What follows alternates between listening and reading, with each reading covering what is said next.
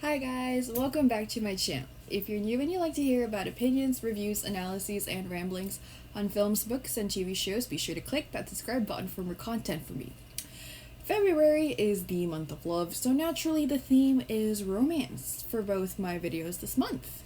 Today I'll be talking about my top 5 romance films to watch for Valentine's Day, and these are rom-coms and romantic drama films that I like to watch to remind myself of how terribly single I am and why my standards for romance are so high. Kind of kidding about the first part, not really kidding about the second part. Just because honestly these films in my opinion they are peak romance, and that's why they're my top 5 and why I especially love to watch them around Valentine's Day. So let's get into it. Coming in at number 5, we've got Clueless, which is directed by Amy Heckerling. This is a 90s rom-com starring Alicia Silverstone and Paul Rudd, and this is based on Jane Austen's novel Emma, and it's a more modernized adaptation. I read Emma in my Jane Austen class in my third year of undergrad, and respectfully, it is boring, okay? It is more boring than Clueless because it focused more on middle class etiquette and the day to day life of the English middle class. It's very mundane. So what Clueless does actually is that it adapts it for the 90s. So Cher, Emma, is a wealthy high school girl who is a little spoiled. And yes, it focuses more on the romance, the movie, but also on Cher bettering herself. Because again, she's smart, don't get me wrong, she's smart, but she is spoiled and she thinks she knows everything there is to know about romance. She does not. And so not only does she acknowledge that and tries to be better, but she also tries to check herself because she realizes she is in a very privileged position with her wealth and also her social status. So again, this is all about her learning about relationships and love and how she doesn't know a lot but seems to think she does. And the thing is that Cher ends up setting up her friend Ty with the wrong guy, and Cher herself even falls for the wrong guy. Eventually, she does realize she's wrong, and she acknowledges that, yes, she doesn't really know much about love, and she also eventually realizes that just because someone doesn't fit her standards, it doesn't mean they're not good enough for her friend. I will admit this, some criticisms of Clueless are a little valid in that, it is a little weird due to the fact that Paul Rudd plays her former stepbrother Josh, who she ends up with. In not excusing it, but just to explain a little bit, in the novel Emma, Josh's character, who is based on Mr. Knightley, is actually her current brother-in-law. So it's former stepbrother or current brother-in-law. And if you're confused about the former stepbrother part, basically, Cher's dad and Josh's mom were married briefly and then divorced. So yeah. That's where the forward part comes in.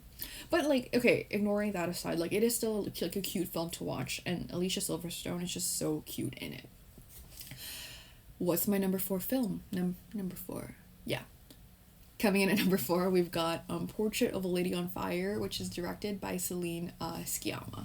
So this is a romantic drama film, and I'm obsessed with it because it's also a period drama, has LGBT representation, and it's very much a female-directed, female-led, female-centric film. So one part of this film is actually inspired by the myth of Orpheus and Eurydice. For those of you that don't know, I am going to give you a quick summary for context. So Orpheus was a musician who was the son of a muse named Calliope, and he married Eurydice, and Eurydice is supposed to be a nymph. I'm pretty sure she's a nymph. So not long after they got married, Eurydice got bit by a snake on her ankle, and as one does when you get bitten by a snake, she did.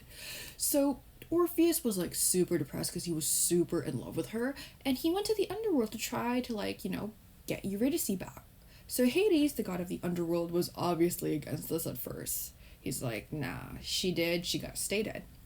But Orpheus wins him over with his music. So Hades just damn, dude, that's some sick beat that you just dropped. And so he's just okay, I'll allow you two to leave. But, he tells this to Orpheus, You cannot turn around and look back at Eurydice until both of you have reached Earth, or else she will be lost to you forever. So Orpheus, like he tries his best. And the thing is, with myths, there's a lot of very different versions. So we don't know how long he's been walking, but the gist of it is at the end of every myth, he turns around at the last second just to see Eurydice behind him. And then she vanishes, and then Orpheus is ripped apart by the Furies. So yeah, it's not a happy ending. It's actually very tragic. I do also recommend listening to the Hades Town soundtrack if you guys haven't yet. So yeah, this is the myth that inspires part of the film. So Portrait of Lady on Fire is a little less tragic than the myth of Orpheus and Eurydice, but it is still very much like a bittersweet kind of film. So it's about these two women who fall in love with each other during a time where it's frowned upon. You've got Marianne, who has to paint Heloise because she's supposed to get married to like this dude. I don't remember the dude's name or what he does, but she's supposed to get married to this dude. And Marianne has to paint Heloise before she gets married to the guy. So where's the myth inspo? The whole point of this film is it's all about looking and the gaze. And just a side note, I've already done like a video on this. I talked about this film in my video essay on the male and female gaze, so I'm not going to go too much into that. So, this is another thing too with like the myth of Orpheus and Eurydice is that he turns and he looks at the last possible second. So near the end, when Marianne and Heloise, they have to part for good, Heloise calls out for Marianne to turn around. So Marianne does, she turns around to look at Heloise for the last time, and this parallels Orpheus turning to look at Eurydice before losing her forever. And, they actually did have a conversation in the film about the myth of Orpheus and Eurydice, and they're kind of like discussing what could have been the last thing that Orpheus thought of, or what was the last image of Eurydice that he saw before she was gone to him forever. So, like I said, also it's not the last time. Okay, I will say this: it's not the last time that Marianne sees Heloise, but it is the last time Heloise sees Marianne, which is obviously very sad. Like I said, it's a very bittersweet, beautiful and haunting film, and the ending does mess with you a little bit, but it's still very much like a beautiful romantic drama, and I totally recommend watching it. So now, coming in at number 3, we've got none other than Red, White, and Royal Blue, directed by Matthew Lopez. If you've been here, you've watched some of my videos, this is on my list. I've only ever loved this film since it came out, and I have talked about this film twice before, so I'm going to keep this part short. This is another LGBTQ romance film, and it's basically about a one-sided rivalry to friends with benefits to lovers story between the son of the American president and a prince of England. If anyone tries to convince you they're enemies to lovers, they're lying. It is not enemies to lovers. They have not tried to kill each other. Antagonize each other. More Alex than Henry, but yes. And so like I said, one-sided rivalry too. So the chemistry between the leads, Nicholas Galitzine, who plays Henry, and Taylor Zakhar Perez, who plays Alex, that's the reason why I love this film so much. And again, this film came out back in August. It is now February 2024. I'm still obsessed with it, so that should tell you how much I love this film. You root for them, Alex and Henry, to be together despite all the obstacles that they face, and one of the things I like too is that they definitely took inspiration from other romantic films like Pride and Prejudice because of the hand shots. You see the way that Alex and Henry, how with their hands, it also kind of shows the progression of their love story and their relationship. That's just something I picked up on when I was watching it. So yeah, anyway, this film, it will make you cry, and it will make you laugh, and it will make you feel really good. So yeah, this is definitely one of my favorite romance films. Coming in at number 2, we have 10 Things I Hate About You, which is directed by Gil Younger. So how can I not include this film? It is adapted from Shakespeare's play, Taming of the Shrew, which is more of a comedy than a romance. I hate to use the word problematic, but it's kind of considered problematic because, okay, in the play, Petruchio, who the Heath Ledger's character is based on Patrick. So Petruchio psychologically tortures Katharina, who is the shrew in this case, so that she will become a submissive wife, because basically everyone's telling him she's a shrew, no one can like tame her, and he's like, I bet. So he's just like, I'll starve her and like torture her psychologically, and that's how I make her become a submissive wife. I'm pretty sure it's supposed to be satire, but please don't ever consider this play as like a how to get a wife list, because that's not how you get a wife. That's not how you, yeah, anyway. So obviously, because this is an adaptation, the film decidedly takes out that part, him psychologically torturing her, and they just switch it to, Petruchio's character, Patrick's character, just trying to win her over so that he would get paid. So Heath Ledger and Julia Stiles, they were insane as Patrick and Kat, because their chemistry was like off the charts, and they were, in my opinion, the original blueprint for the annoyance to lovers trope. And okay, it does include the very cliche, I bet you can't make her fall in love with you trope that's very prominent in like those 90s and early 2000s rom-coms.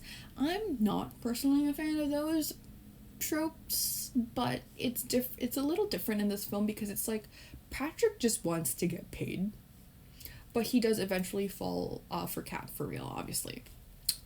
And how can we forget the iconic poetry scene from this film? I hate it. I hate the way you're always right.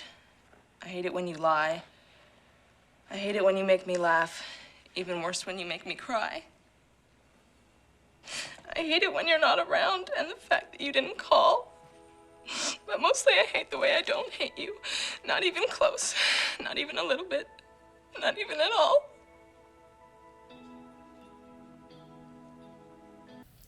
I was going to include a full clip of like the full part where she reads out the poem to the entire class, but I decided to just take it to just give you guys at least half. But like still, must have watched this film at least like 4 or 5 times by now, but that scene never fails to make me cry, because she's also getting choked up listing all the things that she hates about him, and then you cut to that shot of like Heath Ledger, and he also looks like he's tearing up. I was just like, damn. And in my opinion, I thought that poetry reading scene, plus like when he buys her a guitar to like apologize for like hurting her, I thought that was like peak romance. I thought that was a peak moment of romance, and I thought nothing will ever top that, until I watch my number 1 film. So what is my number 1 romance film to watch? It is none other than Pride and Prejudice, directed by Joe Wright. And yes, this is the 2005 one at the BBC miniseries. I still have to watch that. But anyway, I finally got around to watching this film. Literally the first film I watched of 2024, the last film I watched before I turned 24. And this is, in my opinion, the romance film of all time. So I'll admit, still have not read the novel in its entirety. But this film? Okay, I understand why everyone loves it, and why the girlies go feral for Matthew McFadden's Mr. Darcy. So, obviously this is adapted from Jane Austen's novel, Pride and Prejudice. Okay, side note, I just realized that like most of the movies in this list are adapted from classic English lit, so say what you will, though I will say this, but like Jane Austen knows how to write like romance. And I know like she has that reputation as being like this romance writer, but the thing is actually her romance is not the main focus. Like her focus in her novels are actually the English middle class during the Regency era, but she writes an awesome slow burn like relationship between Mr. Darcy and Elizabeth Bennet. So I'm pretty sure the novel does this too, but like, because it's an adaptation. But in the film, there's also a lot of dialogue to show the bantering between Elizabeth and Mr. Darcy, and that is how they get you. Okay, that is how they get their claws into you. Then they like yank you into them. She's like Elizabeth Bennet's character is so quick with remarks. Okay, she's quick to think on her feet. She's quick to like respond to remarks, especially Mr. Darcy's remarks. And that's why he falls in love with her, because like he's this like really rich upper class guy, so a lot of people tend to be intimidated by him, but she's just like, nah, I'm gonna say things to his face like as a girl does, like as she should. And like that's what like gets him like interested in her, and then obviously like she doesn't make it easy for him, hence the slow burn. Also the hands, like in this film, I cannot stress enough about the hands. Okay, so as you guys probably know, there is this hand flexing scene. So just a series of shots where he's helping her onto the carriage and he holds her bare hand and she looks down at their hands and then he lets go. And then when he's walking away, the camera focuses on a shot of his hand and he's flexing it. And that sequence of shots actually have changed me. I understand why everyone goes feral over it, because listen, it evokes such a yearning and longing. And in my opinion, yearning and longing are two emotions that are necessary to make a damn good romance film. All right? I'm not over exaggerating when I say that this film like changed my life and I suddenly understood why so many people hold this film on like such a high pedestal when it comes to romance. And this has also definitely inspired me like as a future filmmaker, and as a romance girly, I am utterly obsessed with this. And this film is actually, it became one of my comfort watches after that first watch. Like I was like, I'm hooked. I will keep watching this over and over again and I will never ever get sick and tired of it. And yeah, that's a wrap on my top 5 romance films. Like if you've got suggestions for films, books, and TV shows that you want me to talk about, like feel free to comment down below. Let me know what your favorite romance films of all time are, and I'll check them out if I haven't seen them yet. Because I do need to watch more rom-coms and romantic dramas.